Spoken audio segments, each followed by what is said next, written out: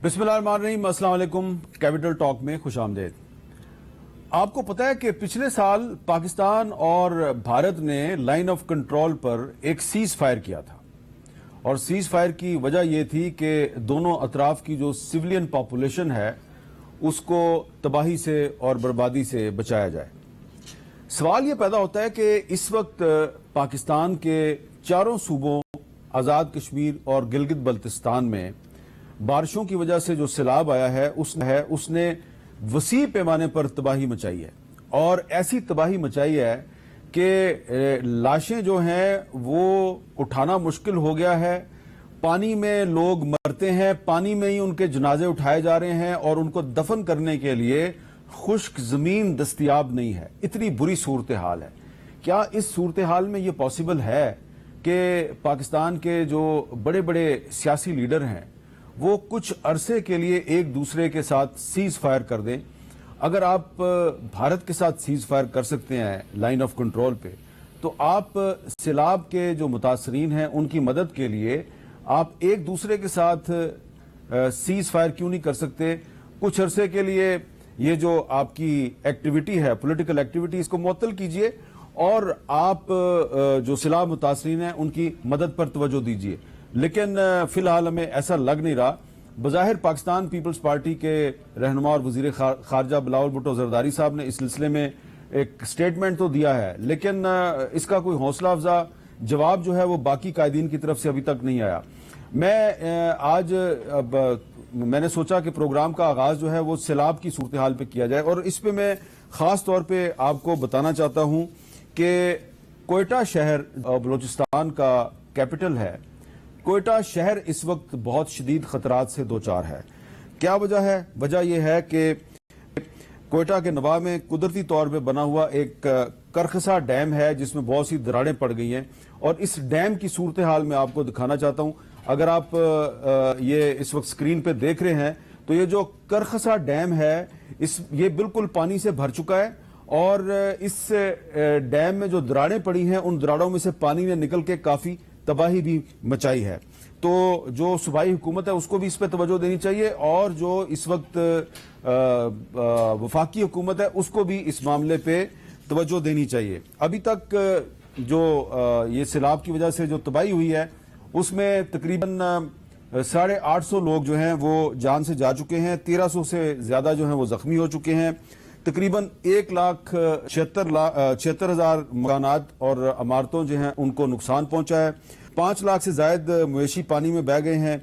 ये एनडीएमए के फिगर्स हैं और सैलाब से 109 अजला मुतासर हुए हैं जिनमें बलूचिस्तान के 34 और खैबर पख्तूनख्वा के 33, सिंध के 23 और पंजाब के 3 अजला जो है वो शामिल है। और जो गिलगित बल्तिस्तान है वहां पे जो झीलें हैं वो हट रही हैं और आजाद कश्मीर भी काफी तबाही हुई है। तो मेरा ख्याल है कि इस पे काफी तवज्जो देने की जरूरत है और जो आप ना दें इसका रिजल्ट जो है वो आपने अगले साल भी भुगतना है। ये बात मैं बड़ी जिम्मेदारी से कह रहा हूं कि वजारत माहौलियात और इंटरनेशनल जो एनवायरमेंटल ऑर्गेनाइजेशंस हैं उनके माहिरीन ये बता रहे हैं कि ये जो मौसमियाती तब्दीलियां हैं इसके बायस जो पाकिस्तान, भारत, बांग्लादेश और साउथ एशिया के दीगर ममालिक में जो इस वक्त तबाही मची हुई है ये सिर्फ इस साल नहीं आई, इससे ज्यादा तबाही अगले साल भी आएगी। तो आपको अगले साल के लिए भी तैयारी करनी है। इसलिए जो सियासी क़यादत है उसको चाहिए कि वो इस साल अगर सीज फायर नहीं करेगी तो अगले साल शायद आपके पास कुछ भी ना बचे, मजीद तबाही जो है वो होगी। तो इस सूरत हाल में सियासत जो है ठीक है, वो पाकिस्तान की एक बहुत बड़ी ग्राउंड रियलिटी है और सियासी मुहाजराई भी चल रही है, उस तरफ भी हमने बात करनी है। लेकिन मैं एक दफा फिर कहूंगा कि जो सियासी क़यादत है उसको चाहिए कि फायरबंदी करे। अब मैं अपने जो मेहमानान हैं उनका तारुफ कराऊंगा। हमारे साथ मौजूद हैं जनाब सलमान अकरम राजा साहब, पाकिस्तान के मारूफ माहिर कानून हैं। जनाब शुएब शाहीन साहब इस्लामाबाद हाई कोर्ट बार के सदर हैं और इस वक्त कुछ मुकदमात में वो इमरान खान साहब को रिप्रेजेंट कर रहे हैं और थोड़ी देर में हमें वफाकी वजीर बराए मनसूबाबंदी एहसन इकबाल साहब भी ज्वाइन कर लेंगे। बल्कि एहसन इकबाल साहब जो हैं वो जब मैं गुफ्तगू आपके साथ कर रहा हूं तो वो हमारे स्टूडियो में दाखिल हो चुके हैं और वो अपनी कुर्सी पे विराजमान हैं اور ان کو مائک بھی لگ گیا ہے. تو احسن اقبال صاحب بہت بہت شکریہ. سب سے پہلے میں آپ ہی سے گفتگو کا آغاز کرتا ہوں. یہ جو سیاسی لڑائی ہے یہ تو چلتی رہے گی، لیکن آپ یہ نہیں سمجھتے کہ اس وقت اصل وقت کا تقاضا یہ ہے کہ سیاسی قیادت آپس میں جو اختلافات ہیں ان کو بالائے طاق رکھتے ہوئے سیز فائر کرے اور تھوڑا سا جو سیلاب کے متاثرین ہیں ان پر توجہ دے؟ حامد میر صاحب میں آپ کا بےحد مشکور ہوں. آج ابھی میں ایکچولی دیر بھی اسی لیے ہوئی کہ جو فلڈ ریلیف کمیٹی ہے اس کے حوالے سے ہم مصروف تھے. اس وقت پاکستان کے جو 2 صوبے ہیں وہ مکمل طور پہ تباہ ہو گئے ہیں سیلابی بارشوں سے، اور جو سیلاب آئے ہیں بارشوں کے نتیجے میں، جس میں صوبہ سندھ کے اندر اس وقت بھی لگاتار بارش جاری ہے اور اگلے 2-3 دن کے اندر مزید طوفانی بارش کا امکان ہے. اور اس کا آپ اندازہ ایک یہ کر لیجئے کہ صوبہ سندھ میں پچھلے 30 سال کی جو اوسط ہے اس سے 400 گنا زیادہ بارش ہوئی ہے، اور صوبہ بلوچستان میں 370 گنا زیادہ بارش ہوئی ہے. اور یہ جو علاقے ہیں جہاں پہ بارش ہوئی ہے یہاں پہ اوسطاً بہت کم بارش ہوتی ہے، لہٰذا یہاں کے مکان، یہاں کا جو انفراسٹرکچر ہے وہ بالکل بارشوں کے لیے تیار نہیں تھا، نہ اس کے مقابلے کا ہے. اور اس لیے جہاں سے یہ سیلاب اور بارش گزر رہی ہے، کچے مکان ہیں وہ سب اس نے کر دیے. بہت بڑی تباہی ہے. اس وقت پاکستان کا نمبر 1 ایشو یہ ہونا چاہیے کہ ہم اپنے سیلاب میں اور بارشوں سے جو متاثر بہن اور بھائی ہیں ان کو کس طریقے سے مدد کر سکتے ہیں، اور جو صوبائی حکومتیں ہیں ان کی پہلی ترجیح یہ ہونی چاہیے کہ وہ کس طرح سب کو اکٹھا کر سکتی ہیں اور ان کی مدد کریں، بجائے یہ کہ ہم ایک دوسرے کے ساتھ. اچھا، کوئٹہ شہر جو ہے اس کو جو خطرہ درپیش ہے کارخسا ڈیم کی وجہ سے، وہ آپ کو اس کا پتہ ہے؟ جی کوئٹہ شہر اور پورا بلوچستان اس وقت، اور اسی طرح صوبہ سندھ، اس کا اندرون سندھ جو ہے وہ اس وقت بالکل تباہی کی تصویر. لیکن احسن اقبال صاحب، ایک طرف تو ہم یہ بات کر رہے ہیں کہ فائر بندی کر دیں، دوسری طرف آج بھی اسلام آباد میں تھانہ آپرا میں عمران خان اور ان کی پارٹی کے کچھ اور جو رہنما ہیں ان کے خلاف دفعہ 144 کی خلاف ورزی کے الزام میں مقدمہ درج ہوا کہ آپ نے 20 اگست کو ایک ریلی نکالی تھی شہباز گل کے حق میں، 5 دن بعد آج مقدمہ درج ہو گیا. تو میسج کیا جائے گا؟ دیکھیے، میسج تو آئے گا جب آپ کی طرف ریاست کی طرف اشتعال انگیزی ہوگی، اداروں کو نشانہ بنایا جائے گا اور بے بنیاد الزامات لگا کے آپ لوگوں کو سیاسی محاذرائی کی طرف دھکیلیں گے. میں عمران خان صاحب سے بھی اپیل کرنا چاہتا ہوں کہ وہ اس موقع کے اوپر اپنی سیاست کو کچھ دنوں کے لیے، جیسے جب چین کے صدر کا دورہ تھا تو ہم نے ان کی بڑی منت کی تھی کہ 4-5 دن کے لیے اپنے دھرنے کو چھوڑیں اور چین کے صدر کے دورے کو ہونے دیں. تو میں اس وقت بھی انہیں یہ اپیل کروں گا کہ وہ اس سیاسی کشمکش اور جدوجہد کو فی الوقت ختم کریں، اور حکومت پنجاب کو کہیں کہ ڈیرہ غازی خان کے اندر جو تباہی ہوئی ہے اس کی طرف توجہ دے، تونسا کی طرف جو تباہی ہے، اور پھر پنجاب کے پورے صوبے کو موبلائز کرے کہ جو صاحب ثروت لوگ ہیں وہ بلوچستان کے عوام کی خدمت کے لیے، سندھ کے اندر جو لوگ اس وقت بے گھر ہیں ان کی خدمت کے لیے اپنے عطیات دیں. چیمبرز آف کامرس جو ہیں وہ موبلائز ہوں. اس وقت ہم سب کو مل کر ان لوگوں کے زخموں پہ مرہم رکھنے کی ضرورت ہے جو شیلٹر لیس ہو گئے ہیں، جن کے مکان ختم ہو گئے، چھوٹے بچے ہیں وہ دودھ اور خوراک کے لیے ترس رہے ہیں. حکومت کے پاس جو وسائل ہیں ہم نے سب جھونکے ہوئے ہیں، لیکن یہ اتنی بڑی تباہی ہے کہ دنیا میں کسی ملک میں بھی اس سطح کی آئے تو ایک دم آپ حکومت اکیلی اس سے نہیں نپٹ سکتی، پوری قوم کو اس میں لگنا ہے. اچھا سلمان اکرم راہی صاحب، ایک طرف تو ہم سب ایگری کر رہے ہیں کہ اس وقت جو سیاسی قیادت ہے اس کو آپس کی جو لڑائیاں ہیں وہ چھوڑ کے سیلاب کے متاثرین پہ توجہ دینی چاہیے، لیکن دوسری طرف یہ جو مقدمات درج ہو رہے ہیں تو آپ کو کیا لگتا ہے، تو پبلک کو کیا میسج آئے گا کہ یہ مقدمات بھی درج ہونے ضروری ہیں اور فائر بندی بھی ضروری ہے؟ دیکھیں، جو اس بدحالی کا شکار ہیں، اس قیامت کا شکار ہیں، میرا نہیں خیال وہ کچھ اور سوچ رہے ہوں گے، ان کی نظر اسلام آباد پہ ہوگی یا مقدموں پہ ہوگی. ان کی تو زندگی اور موت کا یہ معاملہ ہے. اس لیے ہمیں سب کو، میں سمجھتا ہوں اس وقت بالکل ان کے ساتھ کھڑا ہونا چاہیے، ہمیں ان کو ہاتھ پکڑنا چاہیے، جو مدد ہو سکتی ہے وہ کرنی چاہیے، باقی تمام چیزیں غیر اہم ہیں. اچھا، دیکھیں، کچھ سال پہلے آپ کو یاد ہوگا جب جاپان میں سونامی آئی تھی، نیوکلیئر ریاکٹر ان کا تباہ ہو گیا تھا اور اس سے ریڈیو ایکٹیویٹی کے پھیلنے کا خدشہ تھا. انسانی تاریخ کا ایک عجیب و غریب واقعہ ہوا تھا. پوری جاپانی قوم جو تھی وہ یکجان ہو گئی تھی، یک قالب ہو گئی تھی. یہ ایک ہماری تاریخ کا، انسانی تاریخ کا ایک یادگار واقعہ تھا کہ کس طرح انہوں نے سب نے کھڑے ہو کر اس آفت کا سامنا کیا تھا. اور یہی ایک زندہ قوم کی میں سمجھتا ہوں پہچان ہے، اور زندہ قوم کا جو ایک جوہر ہے، زندہ جوہر، وہ یہی ہے کہ آفت کے لمحوں میں ہم سب کچھ بھول کر ساتھ اکٹھے کھڑے ہو جائیں۔ اگر آج ہم یہ نہیں کرتے، دیکھیں ایسٹ پاکستان میں یہ ہوا تھا، سائیکلون آیا تھا اور ان کو یہ لگا کہ کسی کو ہماری پرواہ نہیں، 1971 میں، اور اس کا نتیجہ کیا نکلا؟ یہ وہ لمحے ہوتے ہیں تاریخ کے جب آپ دلوں میں بددلی پیدا کر دیتے ہیں، دوریاں پیدا کر دیتی ہیں۔ یہ اس وقت بالکل نہیں ہونا چاہیے۔ بلوچستان ڈوبا ہوا ہے تو ہم سب ڈوبے ہوئے ہیں۔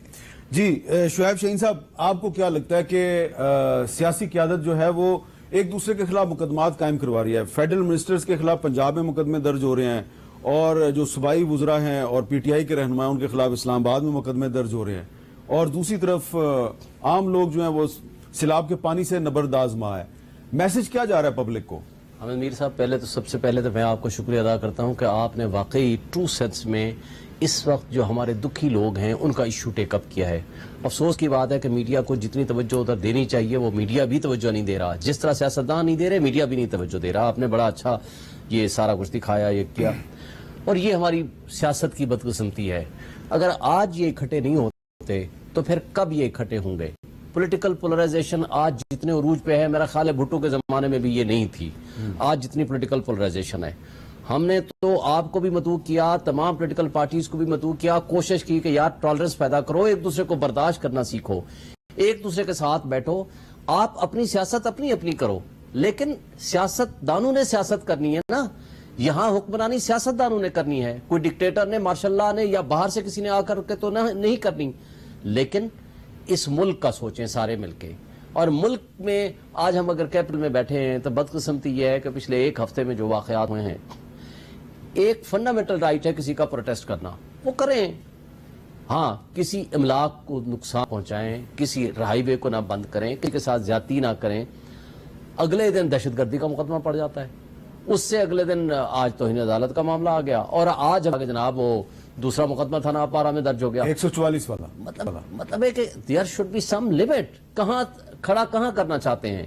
اور دونوں طرف مینز کہ ایک طرف ساری یہ جو نہیں، آپ کے خیال میں عمران خان صاحب کو ایک خاتون جج کا نام لے کے ان کے بارے میں اتنے سخت الفاظ استعمال کرنے چاہیے تھے؟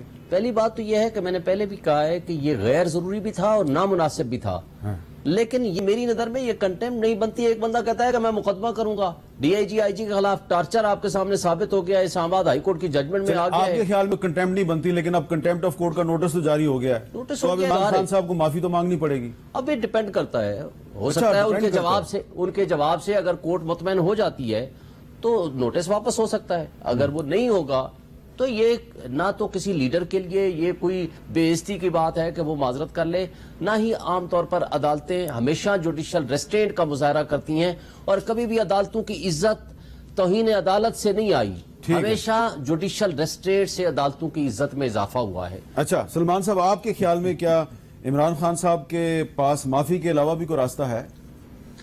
یہ بہت سنگین معاملہ ہے، اس کی سنگینی کو سمجھنا چاہیے۔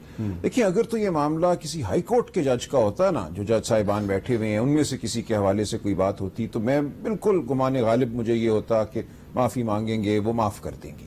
لیکن یہاں معاملہ جو ہے پورا جو ہمارا ڈسٹرکٹ جوڈیشل سسٹم ہے اس کا ہے۔ کسی بھی جج کے حوالے سے آپ کو اگر فیصلے پہ کوئی شکایت ہے تو بڑے پروقار طریقے سے آپ اپیل دائر کریں، یا دیگر ادارے ہیں ہائی کورٹ کے حوالے سے، سپریم کورٹ کے حوالے سے سپریم جوڈیشل کاؤنسل ہے، لوور جوڈیشری کے حوالے سے بھی آپ ڈسپلنری ایکشن کی درخواست کر سکتے ہیں۔ عدلیہ کے معاملات کو وقار سے چلنا چاہیے، عدلیہ کا ایک ممتاز مقام ہے ہمارے نظام میں، ڈی آئی جی کی بات علیحدہ ہے۔ تو اس لیے معاملہ صرف یہ نہیں ہے کہ آپ نے یہ کہا کہ ہم ایکشن لیں گے، لیکن جس طرح آپ نے کہا، جس موقع کا محل جو تھا اور جو آواز کی جو ٹون تھی، وہ سب میری نظر میں تو ایسی تھی کہ ایک جج اس کے بعد کام نہیں کر سکتی۔ یہ کہنا کہ تم تو تیار ہو جاؤ زیبا، تمہارے خلاف تو ہم ایکشن لے رہے ہیں، ایکشن لینا بالکل ٹھیک ہے اگر اس کا مقصد اپیل دائر کرنا ہے یا کوئی اور تادیبی کارروائی کرنا ہے جس کی قانون میں گنجائش ہے، لیکن تم تو تیار ہو جاؤ اور شرم کرو اس کے بعد، یہ باتیں مناسب نہیں ہے۔ اگر ایسی بات جج صاحبان کے حوالے سے ہو، کل ہائی کورٹ کے جج صاحبان کے حوالے سے ہو سکتی ہے، تو میری تو گزارش ہوگی، التجا ہوگی اپنے بھائی سے بھی اور ان کی لیڈرشپ سے بھی بڑا مقام ہے ان کا، اور ان کا ایک رول ہے پاکستان کی سیاست میں. اس وقت خلا جو ہے پاکستان کی سیاست میں نیا ایک نہیں قائم ہونا چاہیے.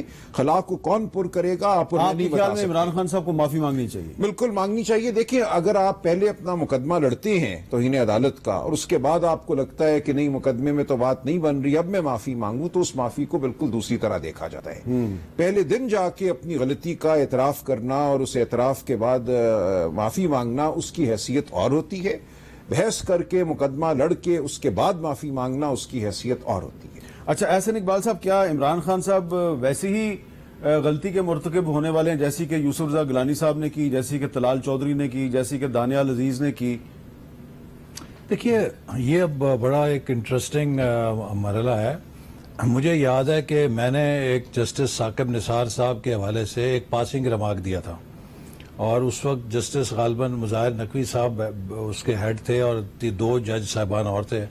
تو مجھے تو ایک کنٹیمپٹ کی 5 مہینے کارروائی بھگتنی پڑی، اور مجھے پھر ان کو میں نے ان سے معذرت بھی کی، لیکن وضاحت بھی کی کہ میں نے تو کوئی انہیں براہ راست ایسی بات نہیں کی تھی جو توہین امیز ہو. میں نے تو صرف یہ کہا تھا کہ آپ نے اگر میرے بارے میں کوئی ایک الزام لگایا ہے تو مجھے پہلے آپ چارج شیٹ کرتے، پھر آپ یہ بات کرتے آپ نے یہ ایسی بات کیوں کی. تو اس پہ مجھے توہین عدالت کا نوٹس مل گیا اور 5 مہینے تک میں نے رگڑا کھایا.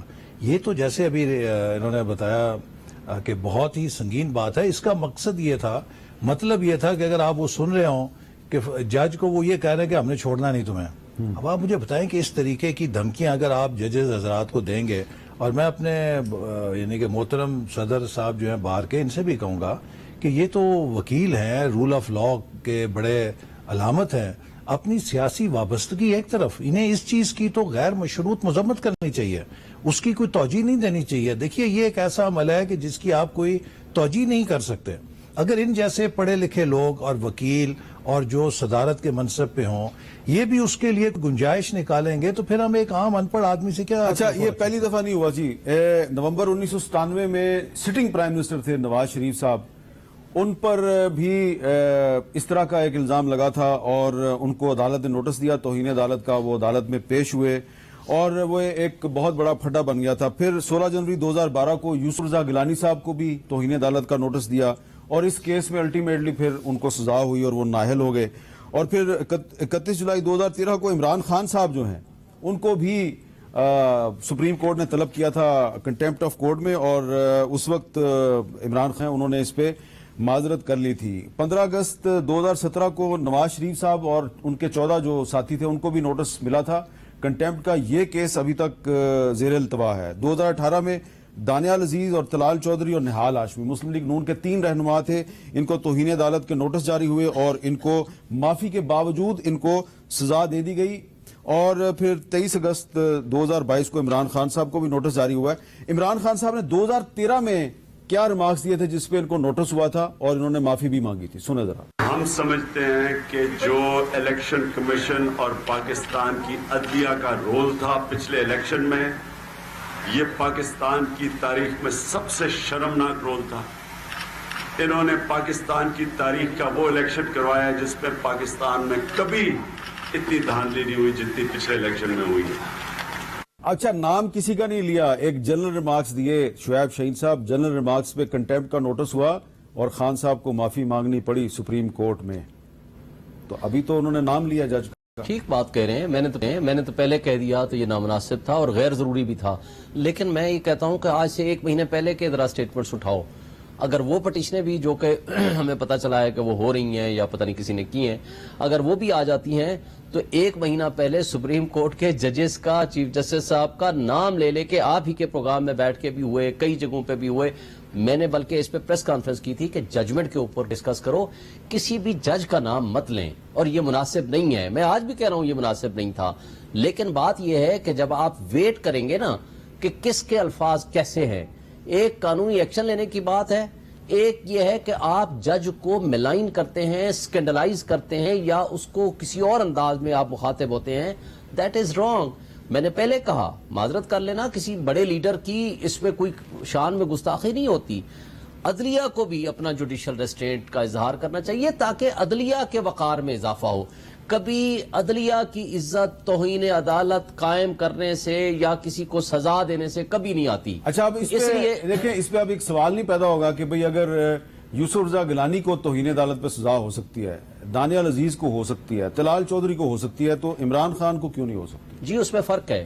سب سے پہلے آپ کو یوسف رضا گیلانی صاحب کو 2 سال میٹر چلا، ان کو کہا گیا یہ خط لکھیں، ہی ریفیوزڈ، اس نے رائٹنگ میں کہا میں نہیں لکھوں گا، اور اس کے بعد یہ ہوا کہ اس کے اوپر پھر مقدمہ چلا، ایویڈنس آئی، کراس ایگزامینیشن ہوئی، ڈیفنس ایویڈنس آئی، اور اس کے اوپر ان کو سزا ہوئی، اور ٹل رائزنگ آف دی کورٹ. اور اسی طرح جو باقی 3 دوست ہیں پی ایم ایل این کے، آپ ان کے اگر الفاظ اٹھا لیں جو میں کم سے کم نہیں، انہوں نے کسی جج کا نام نہیں لیا. نہیں، لیکن جو کہا تھا کہ اگر نہال ہاشمی صاحب کا مجھے زبانی یاد ہے، انہوں نے جو کہا تھا کہ تمہارا جو انجام کریں گے، تمہارے جو بچوں کا انجام کریں گے، وہ میں وہ الفاظ نہیں دہرا سکتا، تو وہ الفاظ تھے جو کبھی ٹالریٹ نہیں ہو سکتے تھے. جسٹس آصف سعید کھوسا صاحب نے اس کا ٹرائل کیا تھا، بلکہ اس کے بعد نہال ہاشمی صاحب جب جیل سے رہا ہوئے تھے، آپ کو اگر یاد ہے، تو انہوں نے باقاعدہ جو الفاظ بعد میں استعمال کیے اس کے اوپر ثاقب نثار صاحب نے نوٹس دیا، اس کو پھر معاف کر دیا، حالانکہ وہ زیادہ سخت تھے. اس کے معافی پھر مل گئی تھی. سارے ہم لوگ بھی گئے تھے، سپریم کورٹ کے سابق جو صدور تھے وہ بھی گئے، انہوں نے کہا جی ہمارا وکیل بھی ہے، بھائی بھی ہے، ڈیسپریٹ تھا، مہینہ جیل رہ کر آیا، اب اس کو معاف کرتے. اس کے الفاظ وہ زیادہ سخت تھے، تو اس لیے پھر اس کو دوسرے کیس میں معافی ملی تھی. یہاں پہ ایک مجھے بریک لینی ہے، بریک کے بعد دوبارہ ملتے ہیں.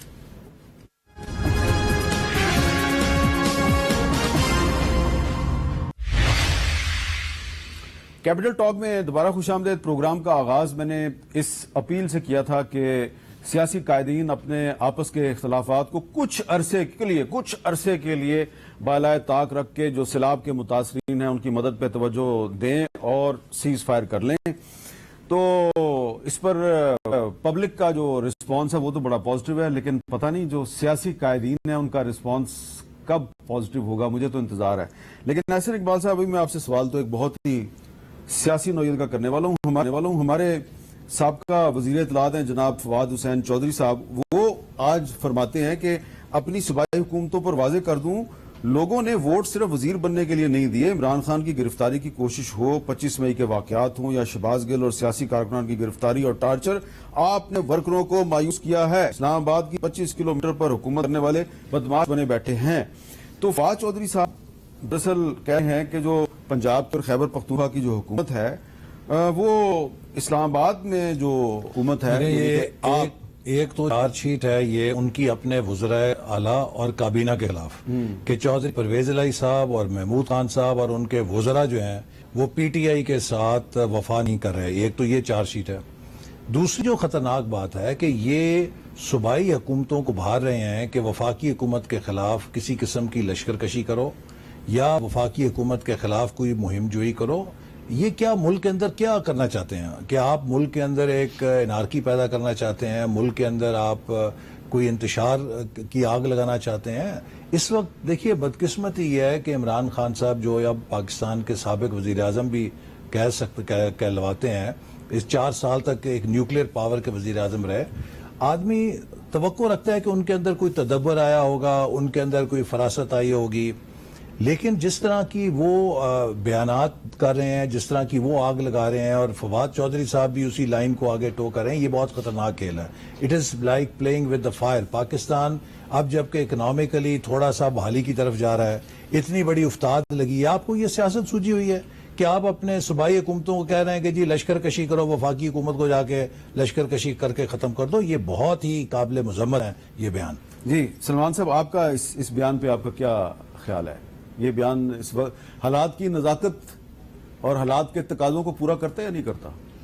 لیکن یہ ایک سیاسی نوعیت کا بیان ہے اور ظاہر ہے مبہم ہے. اگر کوئی سوال کرے گا تو وہ یہی کہیں گے کہ ہم تو یہ چاہ رہے ہیں کہ سیاسی اجتماع ہو، ہم لشکر کشی کی بات تو نہیں کر رہے کہ لوگ اپنی آواز بلند کریں جو ایک آئینی حق ہے. تو ہم تو یہ بات کر رہے ہیں. لیکن ٹھیک کہہ رہے ہیں احسن اقبال صاحب، اس میں ایک طرح کا ایک آپ کہہ لیجئے ایک تھریٹ ہے اس کے اندر، ایک خوف دلانے والی بات ہے. اور ہمارا جو نظام ہے، وفاقی نظام، وہ صوبے اور وفاق کے تعاون پر مبنی ہے. اس کو ہم کہتے ہیں کوآپریٹو فیڈرلزم. ہمارے آئین کی بہت سی شکیں ایسی ہیں جو وفاق کو طاقت دیتی ہیں صوبے میں جا کر کام کرنے کی. جیسے آفت کا زمانہ ہو اس میں وفاق کو بہت طاقت حاصل ہو جاتی ہے, اور اسی طرح صوبوں کو طاقت دیتا ہے ہمارا آئین کہ وہ وفاق کی مدد بھی مانگے اور وفاق کا ہاتھ بھی بٹائیں. تو یہ کوآپریٹو فیڈرلزم کا ماحول اگر آج قائم نہیں ہوگا اس افتاد کے زمانے میں تو کب قائم ہوگا؟ جس سے موضوع سے آپ نے بات شروع کی وہی میں سمجھتا ہوں اس وقت اہم ترین موضوع ہے, اور اس تناظر میں دیکھا جائے تو یہ بات اس وقت بے محل ہے. اچھا شعیب شاہین صاحب, کیا فواد چودھری صاحب کا جو بیان ہے یہ پنجاب اور خیبر پختونخوا کی حکومتوں پہ عدم اعتماد نہیں ہے, اور کیا اس کا مطلب یہ نہیں کہ فواد چودھری صاحب کہہ رہے ہیں کہ جی عمران خان گرفتار ہونے والا ہے, تم اسلام آباد کی طرف سیاسی جلوس لے کے بڑھو اور اسلام آباد پر قبضہ کرو؟ لیکن وہی والی بات ہے نا, سیاسی بیان ہے, سیاست کو سیاسی انداز سے سیاسی طریقے سے دونوں پارٹیاں اسی انداز میں چلا رہی ہیں. خواہ وہ فواد چودھری صاحب کی سٹیٹمنٹ اٹھائیں یا 2 دن پہلے یا کل تک رانا ثناء اللہ صاحب کی سٹیٹمنٹ اٹھائیں, انہوں نے گرفتار کرنے کی پرسوں کوشش نہیں کی, پوری رات ایسا ماحول کریٹ کیے رکھا, بنی گالہ کی لائٹیں آف ہو گئیں, یہ 3 بجے جی آج ہم نے ان کو ہر حال میں گرفتار کر لینا ہے, پورے پاکستان سے لوگ چل پڑے, کوئی کہاں ہے, حالات واقعات خراب ہونے کی پوری کوشش ہوئی. جب انہوں نے دیکھا کہ اس سے ماحول خراب ہوگا وہ پھر کول ڈاؤن ہو گئے اور کل بیل ہوگی. تو یہ طرز عمل تو دونوں سائڈوں سے ہے. ان کا تو پھر بھی ایک ود ان لمٹس اپنی پارٹی لوگوں کو کہہ رہے ہیں نا. یہاں تو رانا صاحب جس انداز میں گفتگو کرتے ہیں, جس طرح وہ انٹیریئر منسٹر کے طور پر روز یہ کہتے ہیں کہ اب میں سوچ رہا ہوں کہ 25 مئی کے بعد سے زیادہ برا حشر کروں گا, یہ کیا میسج دیتے ہیں؟ اس سے آپ کی حکومت کی ریٹ تھوڑی قائم ہوتی ہے, اس سے تو پولیٹیکل انسٹیبلٹی بڑھتی ہے. آج ایک اور بھی ڈیولپمنٹ ہے حسن اقبال صاحب, آج شوکت ترین صاحب نے کچھ اور بات کیا, ذرا سنیں شوکت ترین صاحب نے کیا کہا. شوکت ترین صاحب جو ہیں انہوں نے فریش مینڈیٹ اور ڈائلاگ کی بات کی ہے کہ فریش مینڈیٹ کے لیے ڈائلاگ ہونا چاہیے. تو کیا ڈائلاگ کے لیے تیار ہیں آپ؟ دیکھیے, ہم نے تو ہمیشہ سے کہا, اور شہباز شریف صاحب نے تو پیشکش کی تھی کہ آئیے ہم ایک نیشنل ڈائلاگ کریں اور خاص طور پہ چارٹر آف اکانومی کے اوپر بیٹھ کے بات کریں. پاکستان کو اب اس وقت ایک سنجیدہ کوشش کی ضرورت ہے. جب 75ویں سالگرہ منا رہے ہیں, ہم یہ کھیل افورڈ نہیں کر سکتے جو 75 سال سے چل رہا ہے. اگر ہم نے اس ملک کو واقعی ایک پائیدار ترقی کے راستے پہ ڈالنا ہے تو اس کے لیے ہمیں کسی نہ کسی سطح پر ایک انڈرسٹینڈنگ کی ضرورت ہے. اپنے رولز آف دا گیم, جیسے ایک زمانے میں پیپلز پارٹی اور PMLN اور دیگر جماعتوں نے مل کر چارٹر آف ڈیموکریسی بنایا تھا, اسی طرح ہمیں ایک آپس میں رولز آف دا گیم پر اگر اتفاق نہیں کیا ہم نے تو مستقبل میں کوئی بھی اس میں کامیاب نہیں ہو سکے گا. سب کے لیے خطرات ہیں. لیکن جہاں تک مینڈیٹ کی بات ہے وہ الیکشن ہی ہے, آئین کے مطابق ایک راستہ ہے. اور میں شاید آپ کے پروگرام میں پہلے کہہ چکا ہوں کہ اب چونکہ سینسس کا عمل شروع ہو چکا ہے, مردم شماری شروع ہے اور چند ماہ میں وہ مکمل ہو جائے گی, فروری کے اندر اس کے حتمی نتائج آ جائیں گے. پھر یقیناً ہر صوبے کی اس کا مطالبہ ہوگا کہ جو نئی مردم شماری ہے اس کی روشنی میں انتخاب ہونا چاہیے, جو کہ آئینی بھی تقاضا ہے. تو اس لیے اب PTI کے لیے ضروری ہے کہ وہ اگلے انتخابات جو کہ اب آئندہ سال منعقد ہونے والے ہیں اس کا انتظار کریں. آئندہ سال یہ 2023 میں 2023 اگست میں, اس سال نہیں ہوں گے, اس سال نہیں, مشکل ہے.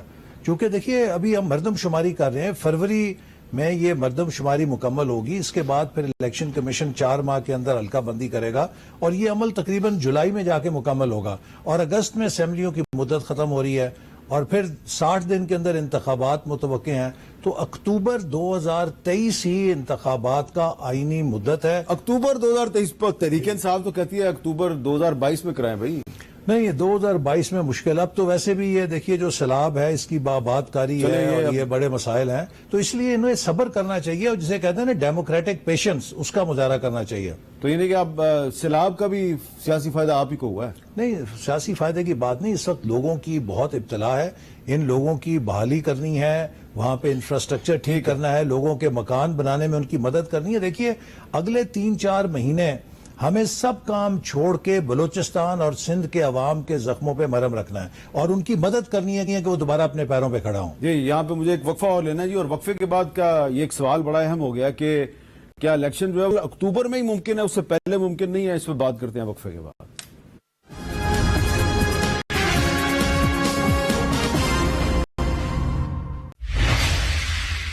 کیپٹل ٹاک میں خوش آمدید. سلمان صاحب, یہ اب صرف سیاسی نہیں, ایک لیگل کانسٹیٹیوشنل میٹر ہے.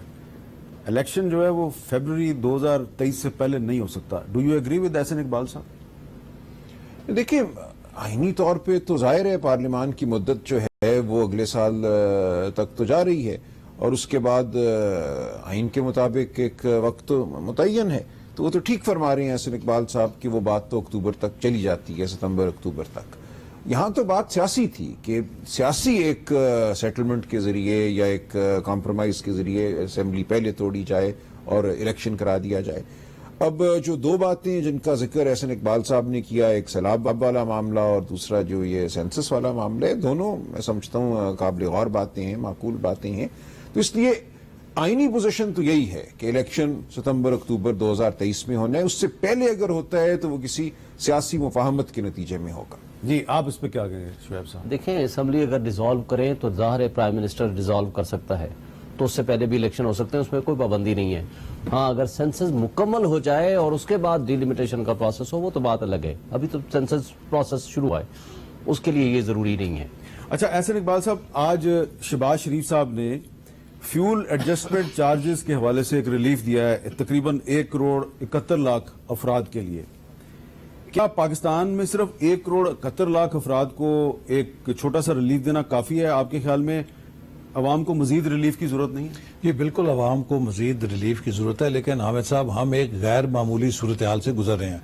आज मैं देख रहा था कि वो शौकत तरीन साहब और वो हमाद अजहर और ये लोग बैठ के प्रेस कॉन्फ्रेंसें कर रहे हैं. यानी कि किसको आप बेवकूफ बना रहे हैं कि आप मुल्क की मईशत कहाँ छोड़ के गए थे? मैंने कई दफा ये कहा है कि ये पाकिस्तान की तारीख में पहली दफा हुआ है कि अप्रैल मई जून आखिरी सहमाई के लिए तरक्याती बजट की किस्त जारी नहीं की गई. वजारत खजाना ने कहा हमारे पास 1 रुपया नहीं है.